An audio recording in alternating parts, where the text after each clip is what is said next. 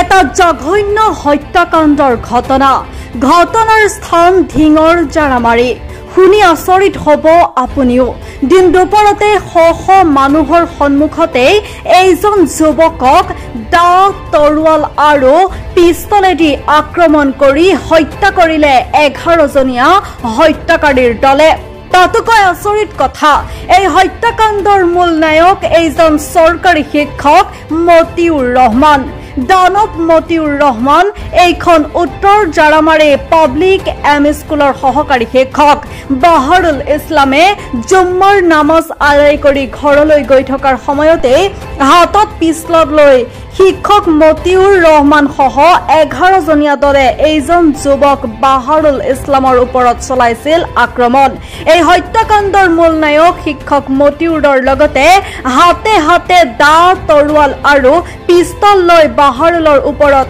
আক্ৰমণ চলাইছিল মতিউৰৰ পত্নী তথা শিক্ষয়িত্ৰী খাইৰুন নেহাৰ আৰু একেটা পৰিয়ালৰে শাহজাহান আলী ওয়াহিদুর রহমান সদ্দিক আলী মুকলেস উদ্দিন জোসেফ আহমেদ আবু বক্কর সিদ্দিক মাহমুদা খাতুন আৰু মজিদা খাতুনে এই আক্ৰমণ ইমানেই ভয়ংকৰ আছিল যে বাহাৰুল ইছলামৰ হাত ভৰি কাটি টুকুৰা টুকুৰ কৰি দিছিল হত্যাকাৰীৰ দলটোৱে অকল বাহাৰুলকেই নহয় বাহাৰুলৰ জীৱন বচাবলৈ যোৱা বাহাৰুলৰ পৰিয়ালৰ আনসাৰুল ইছলাম আৰু মাৰফত আলীকো হত্যাৰ চেষ্টা চলাইছিল এই হত্যাকাৰীৰ দলটোৱে এই ভয়ংকৰ আক্ৰমণত বাহাৰুল ইছলামৰ মৃত্যু হোৱাৰ লগতে বাহাৰুলৰ পৰিয়ালৰ আন দুজন লোক গুৰুতৰভাৱে আঘাতপ্ৰাপ্ত হয় ঘটনা সন্দৰ্ভত বাহাৰুলৰ পৰিয়ালে ঢিং আৰক্ষী থানাত এজাহাৰ দাখিল কৰিছে প্ৰশ্ন হয় পবিত্ৰ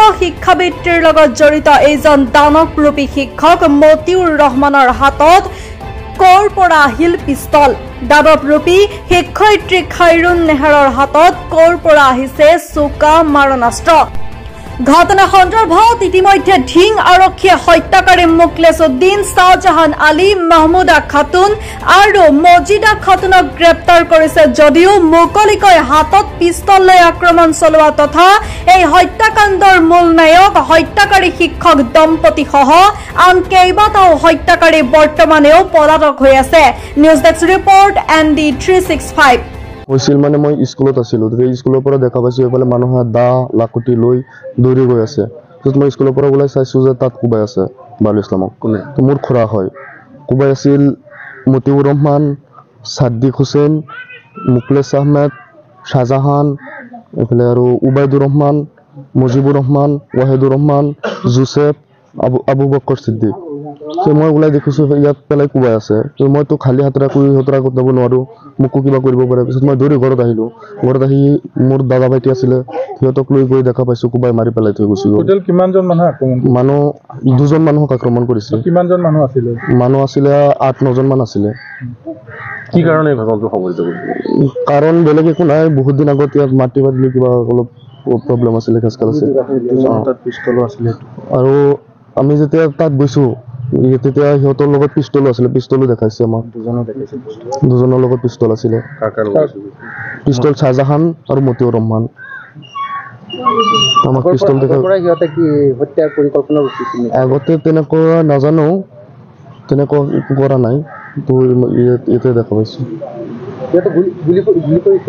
নাই গুলি কৰা নাই কোবাইছে পিস্তল দেখাইছে কিন্তু দাৰে কোবাইছে পিস্তল দেখাইছে আৰু কৈছে যে তহঁত আহিলে তহঁতক উৰাই দিম পিস্তল দি পেলাই আমাকো মাতিছে পিস্তলৰ পৰা এইটো কৈছে শাহজাহান আলীয়ে কৈছে আৰু মতিউৰ ৰহমানে কৈছে কি কৈছে যে তহঁত আয়া তহঁতক গুলিয়াই উৰাই দিম একদম অপেনলি উলিয়াইছে কমৰ পৰা উলিয়াই পেলাই দেখাই দিছে হাতত পিস্তল কিন্তু বয়তে মই যোৱা নাই তাহাঁতৰ ওচৰত মতিউৰ মাষ্টৰ চৰকাৰী শিক্ষক তাক মাইকীজনক চৰকাৰী শিক্ষক কি নাম মতিউৰ মাষ্টৰ তেখেতৰ পত্নীৰ নাম খাইৰুন নেছা সিহঁতৰ মতিউৰ মাষ্টৰ হাতত যে পিস্তলটো আছে মই নিজে চাই আছো আৰু তাৰ মাইকীজনী যে আছে আমি চাই আছো আমি সব দেখিলো দৌৰি আছো আৰু পিছফালে চাই আছো এনেকে পিস্তল আছে যোৱাকালি জুমৰ পিছত আমি দোকান আছে ইয়াত আমি দোকানত বহি আছো তেতিয়া এজন ল'ৰা চিউৰি আহি আছে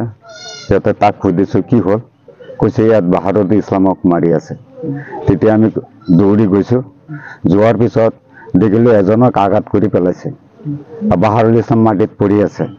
এতিয়া সিজনক মোক সৰু ভাই হয়, তাক গাত মাৰিছে তিনিটা মাৰোঁতে মই আকৌ আগবাঢ়িয়ে গৈছোঁ। যোৱাতে মানে সি মোক আগ মাৰিছে। মাৰোঁতে এবাৰ মাৰিছে, মই পিছফালে গুচি গ'ল, ছাইডত গুচি গৈছে।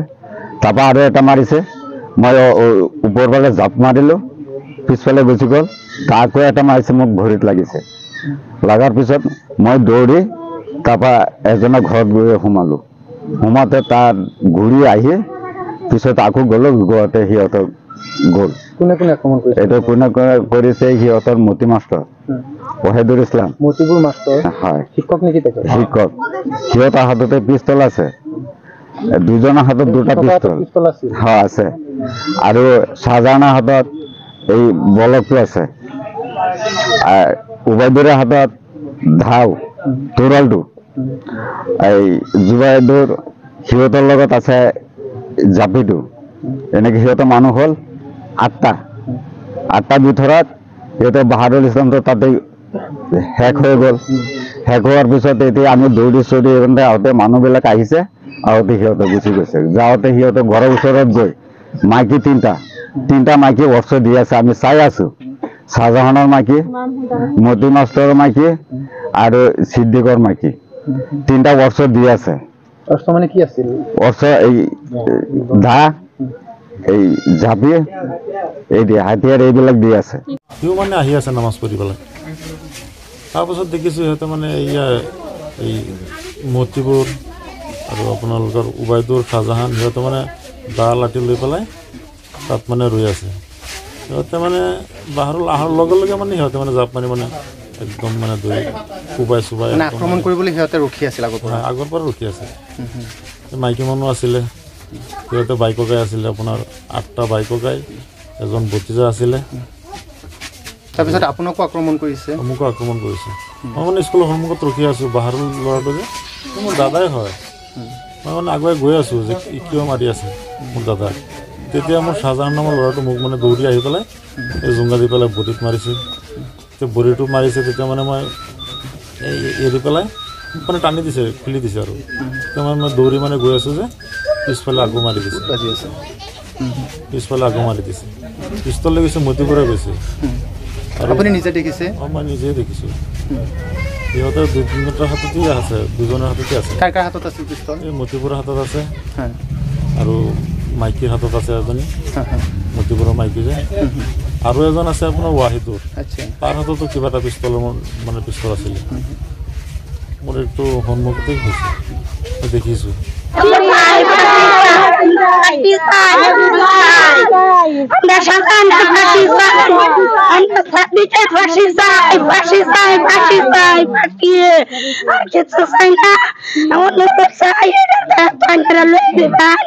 আমার পরিয়াল গাপ হয়ে গেছে, লেখাপড়া ধ্বংস হয়ে যাইতেছে, সারা বিনাশ হয়ে যাইতেছে, সারা লেখাপড়া প্রতিবাদ, তার পান দায়িত্ব, চিকিৎসার দায়িত্ব, খাওয়ার দায়িত্ব, কাগজের দায়িত্ব, সারা তার পান আছেন। এটার লেগে আমি প্রতিবাদ করতেছি। আমি ফাঁসি চাই, আর কিছু চাই না।